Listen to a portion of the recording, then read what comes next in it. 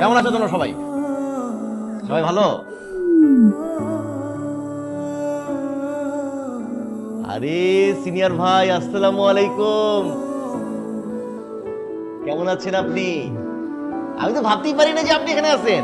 আমি ভাবছি আপনি লজ্জা পেয়ে রিটেক টিটেক নিয়ে গ্রাজুয়েশন কমপ্লিট করে ভার্সিটি ছেড়ে দিতেন, কিন্তু আপনি তো তা যাবেন না, কারণ আপনি তো বেহায়া। না, বেহায়াটা কিন্তু একটা কোয়ালিটি। এটা হচ্ছে যে এটা হইতে মানে সাহস লাগে, বীরত্বের কাজ। আচ্ছা, তোমাদের সাথে পরিচয় করে দিই।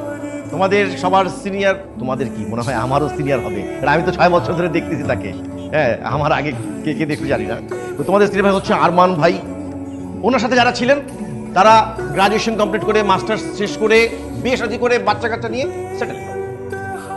জুনিয়ররা তার সিনিয়র হয়ে যাচ্ছে, কিন্তু আমাদের ভাই কিন্তু আমাদেরকে ছেড়ে যাচ্ছে না।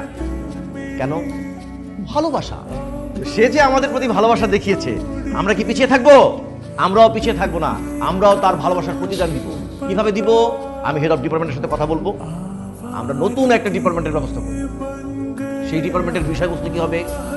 যে বিষয়ে আমাদের আরমান সাহেব পারদর্শী। এখন প্রশ্ন যে সে কিসের উপর পারদর্শী? এটা হচ্ছে গ্যাঞ্জাম, মারামারি, বদমাশি।